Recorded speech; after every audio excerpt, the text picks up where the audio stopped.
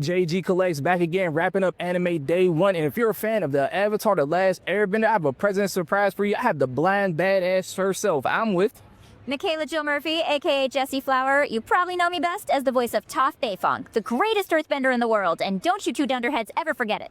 Yes, you are. And how's it going this weekend? It's going well. It's actually a lot busier today than I thought. Fridays, I'm normally a little bit sleepy because school and work and stuff like that, but it's been quite busy here in Columbus. It's my first time in Columbus for a show, so excited to be here. Wow, it's first time and we're glad to have you out here. And Avatar is celebrating their 20th year, and I cannot believe it. How does it feel to be a part of that? First of all, I feel very grateful. I think any performer, creative, just hopes that their work resonates with people, and the fact that ours continues to resonate and almost resonates more now than it did like when it first came out is crazy and so rare. So just very grateful. It's very cool, and I feel like I appreciate a lot about the show and the character more now than I did when I was 12.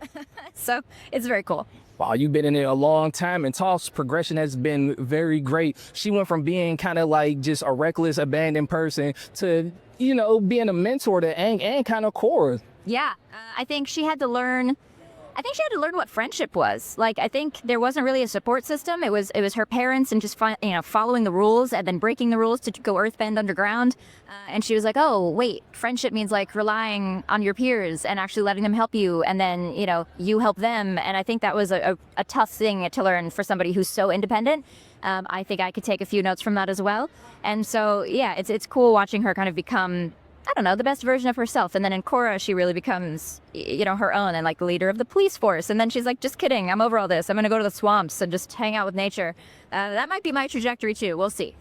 Yeah, she was definitely living her best life. And there's also so many life lessons in Avatar. What was your defining moment in that show what really made you fall in love with that? Man, there's so many. Like, there's just kind of all flying through my brain right now. I do love Tales of Ba Sing Se, but then I also love the library. Oh man, why are you doing this? Why are you doing this to me? Okay, I really love the episode The Library because you watch Toph like physically struggle between like saving Appa and like saving the gang, and I think she made the right choice. But you watch her like fail for the first time and like grapple with that failure and then also overcome it. Like later on in the beach episode, you watch her like she figures out how to sandbend and she makes that crazy like layout of the city. And so I think it was a cool arc just watching her be like, oh no, I suck at that. I'm never gonna let that happen again. And then like fix that. I also love the more tender moments though, like with Katara and Tales of Ba Sing Se, where she's like, like how am I being perceived?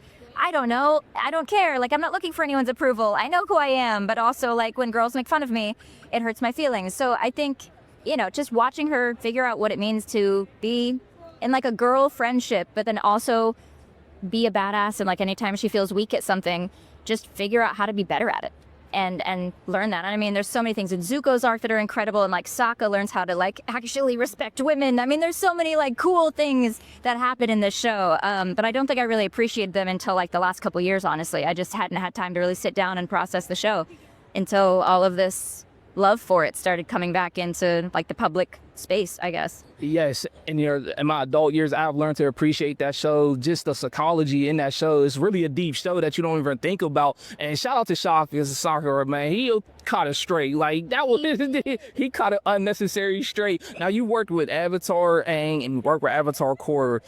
What was the biggest difference you've seen between the two of them? Well, Twinkle Toes, 1.0, Mr. Aang, is definitely more gentle. He was always more hesitant, more thoughtful, and sometimes that was frustrating. I'm like, come on, you gotta face it head on. And then Korra is the literal opposite, where she faces probably every single thing head on and probably doesn't think very much until much later. So I think she had two ends of the spectrum, and it was cool, in Korra when Toph comes back, and it's like, nice to see you again, Twinkle Toes, and just, seeing that such a different personality shift. I do feel like the dynamic between Toph and Aang probably was better balanced. Like Aang needed that like zest, whereas Korra like already has the zest.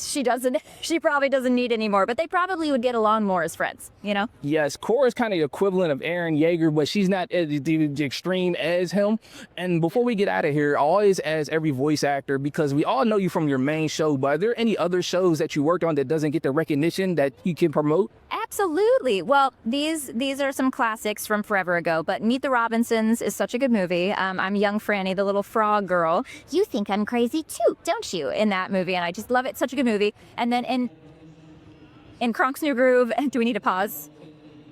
If I could edit that out, I could mute the sound. Dan. Okay, good. I was like, oh, I forgot what I was gonna say. Hold on. Okay, great. And then the movie Kronk's New Groove and The Emperor's New School, the little daughter Chaka, where she's like, Yahan. That's another cute one. Currently, I'm in a cute little anime called Mono on Crunchyroll. I voice On. I'm the English dub of On. It's like a little slice of life. High school girls eating food and traveling around Japan. And she's 16 and has a lot of energy and kind of sounds like this. And so that's me right now. Yes, that is. You're always in character. Notice you ain't bring up Platinum. And if you know about that show. The End is a really good one, too. It's just one quick season, and I am the English dub of Nase, the lead angel, who's just like, Mirai, I just want you to be happy. Like, she's very cute. I love her so much. I'm so sad it was only one season, but it's very fun. It only need to be one season, and she really carried that show. I'm not just saying it because she's here. She really did. If y'all watch the show, like, Jesus Christ, if you know, you know. Do you have any shows coming up that fans can meet you? Oh, so many. I would say the best thing you could do is follow me on Instagram, because I have a little highlight there that I post where all the shows I'm going to be at. So after Animate Columbus, I'm going to Hobby Clash in Missouri, and then I think I'm going to be in Fan Expo Denver, and then I think I'm going to be at Retro Expo in Texas. Yeah, so there's a bunch this year. I always post on my story about it and have it in a little highlight, so you'll catch me somewhere. Booked and busy. And where can people find you on Instagram? That is a great question. On Instagram, I'm at Michaela Mostly, because it's mostly me, haha. And that's the same for my YouTube. I usually vlog when I travel and do like cool things from cons about like all the gifts and stuff that I find at conventions. And then on Instagram, on TikTok, I'm Michaela Jill Murphy. It's just my full name. It's very long, but if you just type in Michaela, if you follow a bunch of voice actor people, I'll probably pop up close to the top there. So yeah. You guys heard all of that. I'm JG Collects, wrapping up anime day one. I'm gonna take my old ass to bed and get some tea on my Uncle Arrow, and like that, I'm out. I take it.